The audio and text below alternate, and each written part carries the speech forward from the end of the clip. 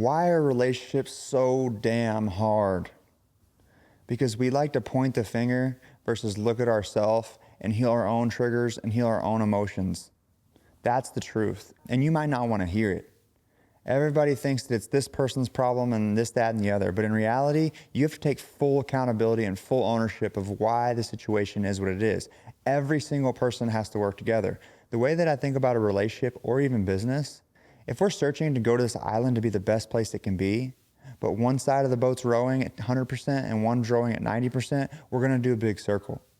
So when you're in a relationship, you got to be on the same team. The most important thing so far that I've learned, and I have a lot to learn, is how to not get defensive during your triggers.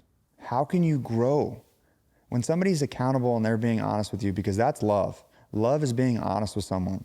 If they come to you and say, hey, I really don't appreciate the way that you're making me feel, and you decide not to take action, you're the problem. You have to take full accountability when somebody says something that you don't like. Instead of getting super defensive, you go, okay, thank you, I'm appreciative, now I need to go work on it. I need to go research. I need to go find a book, a podcast, and figure out why I'm this way.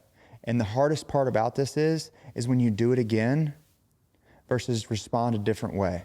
If someone tells me, example, myself included, I'm an avoidant. I don't like to give a full 100% answer. I give a gray answer. And if my relationship comes to me and she's like, hey, I need you to fix this, I can get really defensive. It's not me, you're the problem. No, I need to take full accountability of why all the things I've gone through in my life have created me to be an avoidant. Why am I an avoidant? Because I've been abandoned, I've been hurt, I've loved a lot. And the way that I look at it is like we've all started with a glass and there was water in the glass. And you handed it to somebody because you wanted to trust them with your heart. And all of a sudden they dropped the glass with the water. And now it's not as valuable. It can't hold the value because the water's on the floor. And then what we do as partners in relationship is try to put the glass back together to hold the value of the water. But you have to be extremely patient, and you also have to be very careful because we all have different traumas and triggers. So instead of pointing the finger at each other, it's taking accountability with each other and holding each other to a specific standard. To me, that's love. Somebody that wants to pick up your glass, put it back together, and then put water in your cup. To me, that's love.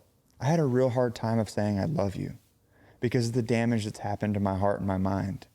And I've had to overcome these things, and I still have issues with it. When I'm in a relationship, I ask, what does love mean to you? And normally I can't ever get a very good answer because it's actually just a feeling.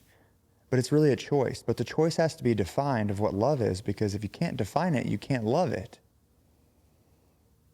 And for me, there's two versions of love. I'm going to give you my heart knowing you can break it. I'm going to repeat that. That's my version of love. I'm going to give you my heart knowing you can break it.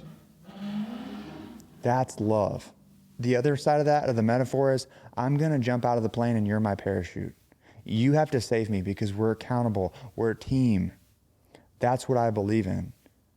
But when you're in a team and you're breaking through these traumas, you have to learn how to test your triggers, and that's extremely difficult. Because why is this person that loves me calling me out on something that I'm in a bunch of pain with? Because they care about you.